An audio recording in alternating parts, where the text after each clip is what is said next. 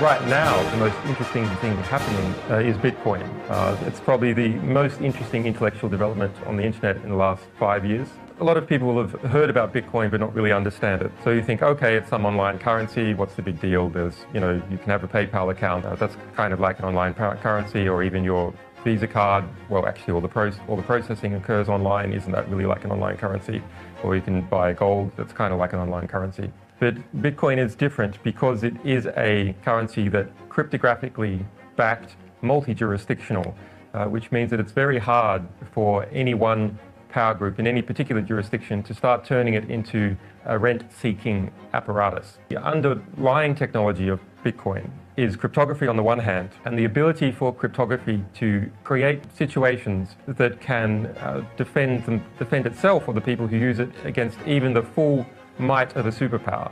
A full might of a superpower doesn't help you smash a maths problem. A maths problem is a maths problem, and it's something that is connected to the existence of intelligence in the universe or basic physics. It's not something you can get at simply through overwhelming coercive power or lots of people. And the other underlying basic technology is proof of publication at a particular time. And we've never really had that. In the digital world, we can delete history extremely easily, and history, even without an attempt to delete it, starts disappearing as a result of startup companies going under or particular bits of history not becoming profitable anymore.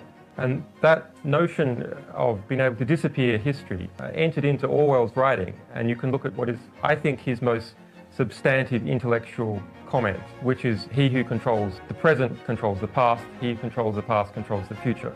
And it's this notion that the past, as an archive, as a history of our civilization, as a history of development, is in fact present right now in something physically contained in the library, in computer servers, in human beings' heads. That history doesn't exist except remnants that exist in the present. And so if you can get at these remnants, you can make particular inconvenient parts of history disappear and amplify others. Yes. Bitcoin, in its underlying technology, breaks Orwell's dictum.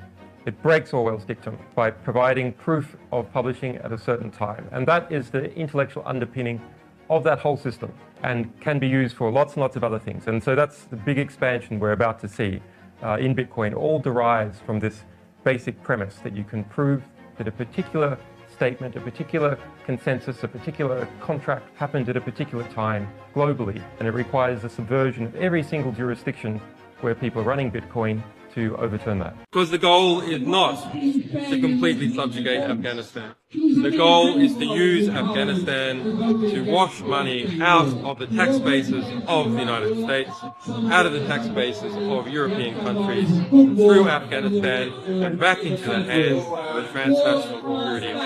That is the goal, i.e. the goal is to have an endless war, not a successful war. They don't just go into a country and shoot guns. They go into a country, find allies against the government, train them up, ideologically indoctrinate them, organize them, give them supply lines, and help them take down the government. And a key aspect of that is the Department of State and US embassies.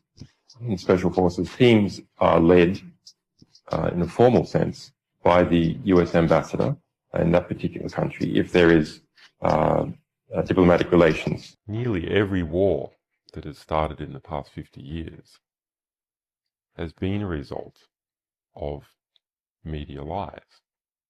The media could have stopped it if they had searched deep enough. If they hadn't reprinted government propaganda, they could have stopped it. But what does that mean? Well, that means basically populations don't like wars. And populations have to be fooled into wars. Populations don't willingly and with open eyes go into a war. So if we have a good media environment, then we'll also have a peaceful environment. We have the right to publish information, all of us,